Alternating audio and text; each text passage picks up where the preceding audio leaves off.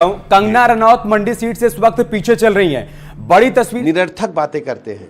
विपक्ष के लोगों के पास कोई नीति एजेंडा नहीं है। जनता ने इन्हें बुरी तरह नकार दिया है। भी सामने आ रहे हैं। इससे पहले आपने दिनेश शर्मा को सुना। डिप्टी सीएम ब्रजेश पाठक का कहना है कि इंडिया ब्लॉक को जनता ने नकार दिया है। और वही आप इस वक्त पोस्टल बैलेट की काउंटिंग में देख रहे हैं, वही आप शुरुआती रुझान में देख रहे हैं। मंडी सीट से कंगना रनौत पीछे चल रही हैं। इसके अलावा सहारनपुर से बीजेपी प्रत्याशी राघव लखनपाल पीछे चल रहे हैं। ये कुछ ऐसी सीटें हैं जहां पर फिलहाल एनडीए के लिए बहुत अच्छी तस्वीर और बहुत अच्छे रुझान सामने नहीं आए हैं। वीरेंद्र जी, प्रदेश का जो आप जहां का बता रहे हैं वो एक इनका स्ट्रॉन्ग होल्ड रहा है। लेकिन एक चीज ध्यान देना होगा कि देखिए टर्नआउट कम है, मार्जिन बहुत कम होगा और वो मार्जिन में एडवांटेज एनडीए होगा। ये मैं पूरी तरह से कर सकता हूं क्योंकि जो कांग्रेस पार्टी का 52 सीट है आखिरी बार का, उसमें 18 सीट ऐसे हैं जो बिल्कुल लो मार्जिन से हैं। यदि उसको आप काउंट करेंगे तो उसमें 18 सीट पर उनका उल्टा हो सकता है। सिमिलरली एनडीए का भी कई सीटें हैं मतलब जहां पे मार्जिन बहुत कम है। लेकिन उत्तर प्रदेश के मामले में मैं ये कह सकता हूं कि कुछ सीट छोड़ के, जैसे मैनपुरी, चाहे मान लीजिए मुलायम सिंह का जो 2-3 सीट है, वहां पर उनके परिवार के वजह से भले मार्जिन थोड़े मार्जिन से ही जीत सकते हैं, लेकिन बाकी आप कहेंगे वहां पर अभी भी मैं एडवांटेज एनडीए या बीजेपी दूंगा। ज्ञानेश जी, मैं एक अपडेट देते हुए आपके पास आता हूं। 52 सीटों के रुझान आगे हैं उत्तर प्रदेश में और इसमें फिलहाल एनडीए 35 सीटों पर आगे है और इंडिया ब्लॉक 17 सीटों पर आगे है। इसी में से एक सीट है कौशांबी सीट, जहां पर बीजेपी प्रत्याशी विनोद सोनकर पीछे चल रहे हैं। ज्ञानेश जी, वहां पर राजा भैया का न्यूट्रल हो जाना और ये कहना अपने समर्थकों को, अपने वोटर्स को कि जिसको मन करिए आप वोट करिए, आपको लग रहा है कि कौशांबी सीट पर डेंट पड़ सकता है जो शुरुआती रुझान है? ज्ञानेश जी, हाँ बिल्कुल। कई बार क्या होता है ना, जैसे अनुप्रिया पटेल का जो बयान आया उसके बाद राजा भैया की प्रतिक्रिया आई। वैसे शुरू में माना जा रहा था कि राजा भैया बीजेपी के पक्ष में आएंगे क्योंकि उनकी बातचीत हुई थी अमित शाह से। लेकिन कई बार क्या होता है ना कि जब लास्ट मोमेंट में मोमेंटो बन जाता है, अनुप्रिया पटेल का जो बाइट आया उसके ऊपर जो रिएक्शन आया उसका तो प्रभाव दिखेगा जी, चुनाव के रिजल्ट में दिखेगा। वो मार्जिन कम हो सकता है या आपको जीत और पराजय में आपको देखने को मिलेगी।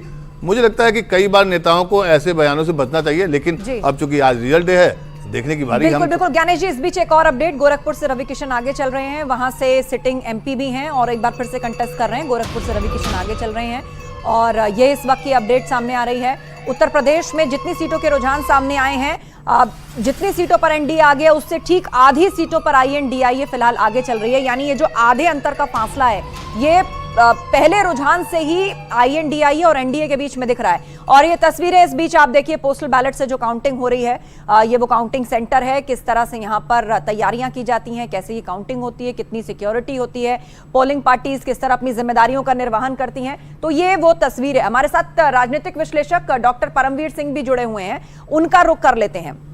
डॉक्टर परमवीर सिंह जी, अगर आप देश के डेटा को उठा के देखें या यूपी के डेटा को उठा के देखें, ये जो आधे का अंतर है ये लगातार बना हुआ है। हालांकि अभी जल्दबाजी, अभी 1 घंटा भी नहीं हुआ रुझानों में, लेकिन फिर भी क्या आप इस बात को मानेंगे कि जो एग्जिट पोल है लगभग उसी पैटर्न पर रुझान चल रहे हैं, उतने ही अंतर से? देखिए, एग्जिट पोल के ऊपर अगर आक्षेप लगाने का मतलब क्या होता है कि आप कुछ सब खिसियानी बिल्ली खंबा नोचे वाली बात होती है। ये जो काम है, देखिए जो एग्जाम के बुक पेपर में जो लिख कर आएंगे मार्क्स तो उसी के ऊपर मिलने हैं ना।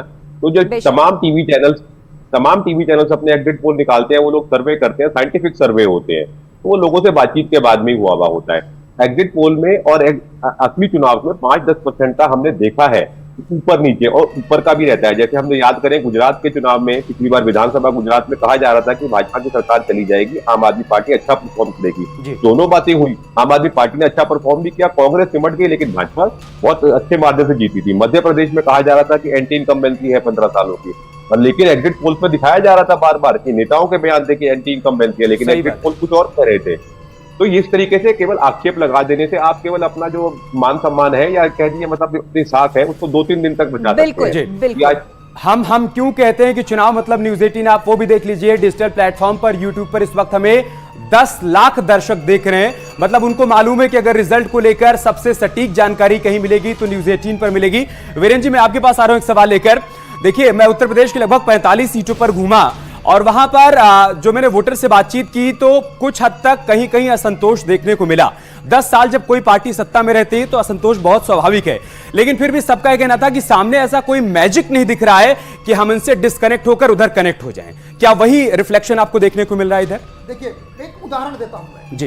एक परिवार का उदाहरण है, वो दलित परिवार है, उसका जो हस्बैंड है महिला का, वो लोकल लेवल लीडर है बीएसपी का। वो कहता है कि मैं तो लेके जाते हैं रिजल्ट, लोगों का जो भरोसा है उस पर हम खरा उतरने की कोशिश करते हैं। जी जी ये बिल्कुल। देखिए तो ये सबसे बड़ा अपडेट यहां पर लगातार हम आपको बता रहे हैं। ब्रिजेश सर कुछ ब्रीफ कर रहे थे। सर सबसे बड़ी बात यह उत्तर प्रदेश में अभी जैसे स्टूडियो से भी वो पूछ रहे हैं कि लाइव रिजल्ट हब सबसे पहले तस्वीर दे रहा है। उत्तर प्रदेश में भी 15 से 20 सीटों की शुरुआती रुझान में तस्वीर यहां पर साफ हुई है। जी हाँ, देखिए एक जो मैं आपको और फर्क बता दूं कि इलेक्शन कमीशन जो है पहले राउंड में पोस्टल बैलेट्स को शामिल करता है, जबकि हमारा जो लाइव रिजल्ट हब है यहाँ पर जो अपडेट्स आते हैं सीधे काउंटिंग सेंटर से आते हैं। जैसे ही पोस्टल बैलेट काउंट होते हैं हमारे जो करेस्पॉन्डेंट जो है, हमारे जो रिप्रेजेंटेटिव है, वहाँ से फटाफट जो है सूचित करते हैं। इस तरह की जो है हॉटलाइंस लगी हुई हैं जहाँ से कि वो भेजते हैं और फिर यहाँ सिस्टम में एंट्री की जाती है। तो पोस्टल बैलेट्स के मामले में जाहिर है हम इवन इलेक्शन कमीशन से आगे होते हैं, चूंकि इलेक्शन कमीशन पोस्टल बैलेट के लिए अलग से कोई काउंट नहीं देता है, वह फर्स्ट राउंड जो होता है उसमें उनको शामिल करता है, जबकि हम सीधे जो है पोस्टल बैलेट को भी लेके आते हैं और उसको जो है अपडेट करते हैं, जिसके जरिए